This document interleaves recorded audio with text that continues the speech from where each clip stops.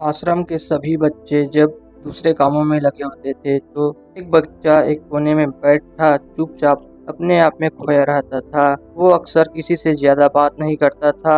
आश्रम की सभी जिम्मेदारियां पूरी करने के लिए बाद जहाँ भी सभी बच्चे पूरे दिन की घटनाओं की चर्चा करने लगते हैं, वहीं पर वो शांत रहने वाला बच्चा एक बरगद के पेड़ के नीचे बैठकर ध्यान करने लगता। सभी बच्चों को आश्चर्य होता था कि क्योंकि उसका कोई दोस्त नहीं होता था, वो अक्सर आश्रम में अकेला ही घूमता रहता था। ये देखकर उसके गुरु को बड़ी प्रसन्नता हुई। उसे लगता था कि कोई तो है आश्रम में जो मौन यानी कि चुप रहने की ताकत को समझता है, उसके महत्व को समझता है। आश्रम के बारे में जब भी कोई बहुत निर्णय होता है तो उसकी राय जरूर लिया करते थे, लेकिन यही बात गुरुजी एक दूसरे के शिष्य को बड़ी खटकती थी, क्योंकि वो गुरुजी का प्रिय शिष्य बनना चाहता था। इसलिए वो गुरुजी के सामने दूसरों के बच्चों के कामों में कुछ न कुछ कमियां निकालता रहता था, जिससे गुरुजी उसे महान समझने लग गए। अक्सर वो अपनी जिम्मेदारियां पूरी तरह से निभाने का दिखावा भी करता, चाहे उससे कोई सलाह ना भी मांगे, लेकिन फिर भी वो उन्हें अपनी सलाह देता रहता था। वो बहुत ही बातूनी शिष्य था और आश्रम के दूसरे सभी बच्चों में बहुत प्रसिद्ध भी थी, क्योंकि वे सबसे हंसी मजाक करता रहता था, उनसे दिन भर बातें करता रहता था, इसलिए उसकी सबसे दोस्ती हो गई थी। लेकिन जब आश्रम के गुरु उसकी राय न हो लेकर दूसरे बच्चों की राय लेते थे तो ये बात उसे खटकती थी। उसे यह लगता था कि उस दूसरे बच्चे से ज्यादा बुद्धिमान है, लेकिन गुरुजी फिर उसकी तरफदारी करते हैं। ऐसा नहीं था कि गुरुजी को बातूनी शिष्य के स्वभाव के बारे में पता नहीं था, लेकिन गुरुजी उसे अपने तरीके से सीख देना चाहते थे, ताकि उसकी ज्यादा बोलने की आदत, दिखावा करने की आदत, दूसरों में कमियां निकालने की आदत हमेशा हमेशा के लिए खत्म हो जाए और मौन रहकर ध्यान की गहराइयों को छुपाए। असल में हर सच्चे गुरु की यही इच्छा होती है कि वो किसी तरीके से उस बातूनी शिष्य को एहसास कराना चाहते थे कि चुप रहने से ही उसे असीम सत्य को जाना जा सकता है। उस विराट का एहसास चुप होकर ही किया जा सकता है। एक दिन गुरुजी को एक तरीका सूझा जा सकता। उन्होंने आश्रम के सभी बच्चों को अपने पास बुलाया और कहा कि मैं तुम सभी को दो दो हिस्सों में बांटकर अलग अलग गांवों में भिक्षा मांगने के लिए भेज रहा हूँ, और जो भी दो बच्चे सबसे ज्यादा भिक्षा मांग कर लाएंगे, उन दोनों के लिए आश्रम की सभी जिम्मेदारियां निभाने का मौका दिया जाएगा। अपनी बात जारी रखते हुए गुरुजी ने बताया कि भिक्षा मांगने से हमारा अहंकार खत्म होता है, इसलिए हर शिष्य पूरे मन में भिक्षा मांगे। कोई भी इस काम को औपचारिकता में न ले, वरना तो वे अपने जीवन को बहुत बड़ा ज्ञान खो देंगे। आश्रम के गुरुजी ने जानबूझकर बातूनी शिष्य और चुप रहने वाले शिष्य की जोड़ी बना दी। बातूनी शिष्य के मन में सिर्फ एक ही बात चल रही थी, इस बार उसे मौका मिला है और इस बार वो गुरुजी को दिखा देगा कि वो चुप रहने वाले शिष्य से कितना ज़्यादा प्रतिभावान है। दोनों शिष्यों में आपस में अपनी सहमति से निर्णय लिया कि दोनों गांव के अलग अलग जगह से भिक्षा मांगना शुरू करेंगे, ताकि भिक्षा मांगने का काम जल्दी खत्म किया जा सके। चुप रहने वाला शिष्य हर द्वार पर जाकर अपने हाथ जोड़कर अपना भिक्षा का पात्र उनके सामने रख देता है। उसके चेहरे पर एक सादगी और उसकी आंखों में एक एकांत होता था, जिससे भिक्षा देने वाले उसे भिक्षा देकर अपने आप को अनुग्रहित समझते थे। वहीं पर दूसरा बातूनी शिष्य हर द्वार पर जाकर उनको कुछ न कुछ ज्ञान देने लगता था, जिसके ज़्यादातर लोग उसे बिना भिक्षा दिए ही लौटा देते थे। पूरे गांव में भिक्षा मांगकर जब दोनों गांव के बीच में मिले तो बातूनी शिष्य ने देखा कि चुप रहने वाले शिष्य के पास उससे दुगनी भिक्षा थी। ये देखकर उसके ही मन में बहुत ठेस पहुंचा। लेकिन जब वो दोनों से भिक्षा मांग सामान लेकर आश्रम की तरफ जा रहे थे, तब बातूनी शिष्य को एक चालाकी सूझी। उसने चुप रहने वाले शिष्य से कहा कि हमें भिक्षा एक ही थैली में डाल देना चाहिए। गुरुजी ने हम दोनों को एक साथ भिक्षा लाने के लिए कहा था। चुप रहने वाले शिष्य ने बिना कुछ बोले अपनी सारी भिक्षा उसके थैले में डाल दी। बातूनी शिष्य मन ही मन बहुत खुश हो रहा था। गुरुजी को यह पता नहीं चलेगा कि ज़्यादा भिक्षा मैंने इसने मांगी। उसने लग रहा था कि गुरुजी मुझे इस कम प्रतिभावान समझेंगे, इसलिए उसने तरकीब लगाई। सभी शिष्यों के आने के बाद संध्या के बाद समय पर जब सभी शिक्षा भिक्षा को ली गई तो इन दोनों शिष्यों की भिक्षा सबसे ज़्यादा निकली। गुरुजी ने दोनों का अभिवादन करते हुए आश्रम के सभी बच्चों के सामने उनकी पीठ थपथपाते हुए मुबारकबाद दी और कहा कि मैं आश्रम का कार्यभार तुम दोनों को नहीं सौंप सकता। इससे आपसी मतभेद होने का खतरा रहता है, इसलिए तुम दोनों से ज़्यादा भिक्षा लेकर आया आश्रम की जिम्मेदारी उसे ही सौंपी जाएगी। जब उन्होंने पूछा कि तुमसे ज़्यादा भिक्षा कौन मांग कर लाया, तो बातूनी शिष्य से कहा कि गुरुजी मैं इससे दुगनी भिक्षा मांग कर लाया था, लेकिन मुझसे गलती हो गई कि वो दोनों भिक्षा एक ही थैली में डाल दी।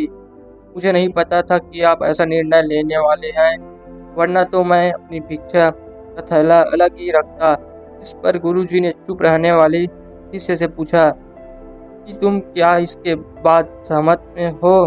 क्या तुम इससे कम भिक्षा लेकर आए थे? ये सुनकर चुप रहने वाले शिष्य ने कहा कि गुरुजी मेरे पास ऐसा कोई साधन नहीं है जिससे मैं ये साबित कर पाऊँ कि मैं इससे ज़्यादा भिक्षा लेकर आया था। असल में ये उल्टा बोल रहा है, दुगना भिक्षा मैं लेकर आया था। ये मुझे आधी भिक्षा लेकर आया था और इसी ने ही मुझे भिक्षा एक थैले में डालने की बात कही थी। आश्रम से कुछ दूरी पर एक पहाड़ी थी जिसके पीछे सूरज अभी भी संध्या के समय ढल रहा था। गुरुजी को तो पता था कि सच कौन बोल रहा है, लेकिन बाकी बच्चों के सामने सच साबित करने के लिए उन्होंने उन दोनों में एक सवाल पूछा कि पीछे पहाड़ी पर तुम्हें क्या दिखाई दे रहा है? यह सुनकर वाचाल शिष्य झट से बोल पड़ा कि गुरुजी पहाड़ी के पीछे सूरज अपना रंग बिखेर रहा है, आसमान में लालिमा छाई है। ये बहुत ही सुंदर दृश्य है। और ये बहुत कुछ कहना चाहता था, लेकिन गुरुजी ने उसे चुप करते हुए दूसरे शिष्य से जवाब जानने के लिए जब उसकी तरफ देखा तो उसकी आंखों में आंसू भरे हुए थे। श्रद्धा, भक्ति और प्रेम उसकी आंखें भर गई। गुरुजी उनसे पूछने की ज़रूरत ही नहीं पड़ी। गुरुजी ने सभी बच्चों को संबोधित करते हुए कहा, मैंने सवाल किया था कि पहाड़ी के पीछे तुम्हें क्या दिखाई दे रहा है? ज़्यादातर लोगों को यही दिखाई देगा कि एक बहुत सुंदर दृश्य है, लेकिन मज़े की बात यह है कि सुंदरता बोलकर लोग नहीं बताई जा सकती, उसे महसूस किया जा सकता है और सामने वाला उस सुंदरता को आपकी आंखों में देख पाता है। चुप रहने वाले शिष्य की तरफ इशारा करते हुए गुरुजी ने कहा कि असल में सुंदरता इसी बच्चे ने दिखी है। दूसरे बच्चे ने सिर्फ सुंदरता की उपव्याख्या की है, लेकिन इसने वास्तविकता में उस सुंदरता को महसूस किया है। अपने आप को ऊंचा दिखाने की सभी कोशिशें नाकाम होती देख वाचाल शिष्य वहीं पर फूट फूट कर रोने लगा। उसको चुप कराते हुए गुरुजी ने कहा कि बेटा, मुझे पहले से ही पता था कि तुम झूठ बोल रहे हो, लेकिन मैं तुम्हें उस झूठ का एहसास कराना चाहता था। सभी बच्चों को संबोधित करते हुए गुरुजी ने बताया कि शब्द जाल की तरह होते हैं। हमारे ज़्यादा बोलने की वजह से बहुत सारी समस्याएं पैदा होती है। जब कोई आदमी एक बात को बढ़ा चढ़ा कर बोल देता है तो उसे सिद्ध करने के लिए वो शब्दों के जाल में फंसता चला जाता है और इसी वजह से अंतर्मुखी होने की बजाय बहिर्मुखी होता चला जाता है। वहीं पर जिस व्यक्ति को अपनी अंतर यात्रा करनी होती है उसे सबसे पहले चुप रहना चाहिए। ज़रूरत से ज़्यादा बोलना या फिर हर वक्त बोलते ही रहना, ये सब हमारी अंतर यात्रा में बाधा बन जाती है। जब आप चुप रहने अभ्यास करते हैं तो आप अपने साथ वक्त बिताने लगते हैं, जिससे कि आप एकांत को जान पाते हैं। और एक बार मन में एकांत स्थापित हो जाए तो आपकी आंखों, आपके चेहरे पर वो सादगी, वो एकांत स्पष्टता झलक सब कुछ सामने नजर आने लगता है। कुछ साबित करने को नहीं रह जाता, कुछ बताने को नहीं रह जाता, कुछ आंखों में देखा जा सकता है। चुप रहने वाले शिष्य की तरफ इशारा करते हुए गुरुजी ने कहा कि अभी जो दृश्य है इस बच्चे ने देखा, वो बोलने वाला आदमी कभी नहीं देख पाएगा। वो अपनी बुद्धि से तर्क वितर्क करता रहेगा कि उसे क्या दिखाई दे रहा है, लेकिन उसमें से महसूस कुछ भी नहीं कर पाएगा। उसे दिखाई दे जाएंगे पहाड़, सूरज, फिर उसकी लालिमा, लेकिन उस सुंदरता को, उस विराट को, उस अद्वैत को वो कभी नहीं देख पाएगा। अगर चुप रहने वाले की कला सीखनी है तो तुम्हें सबसे पहले एक ध्यान में रखनी होगी, तुमने किसी को प्रभावित करने की कोशिश नहीं करनी है। ज़्यादातर लोग इस वजह से ज़्यादा बोलते हैं क्योंकि वो दूसरों को प्रभावित करना चाहते हैं, अपने आप को साबित करना चाहते हैं, और उस साबित करने के चक्कर में वो शब्दों के जाल में फंसते चले जाते हैं और धीरे धीरे वही उनकी आदत बन जाती है। अगर कोई व्यक्ति दूसरों को प्रभावित करना चाहता है तो वो कितने लोगों को प्रभावित कर पाएगा, उसकी ये भूख बढ़ती जाएगी और वही संसार में सभी को कभी प्रभावित नहीं कर पाएगा। इसलिए समझने की बात होती है कि बहुमुखी होने की बजाय हम अंतर्मुखी होकर अपने आप को समझ सकते हैं। अपनी बातों को ख़त्म करते हुए गुरुजी ने अपना आखिरी संदेश दिया। उन्होंने बताया, अगर कोई व्यक्ति समय पर चुप नहीं रह सकता तो उसे थोड़े समय में अभ्यास करना चाहिए।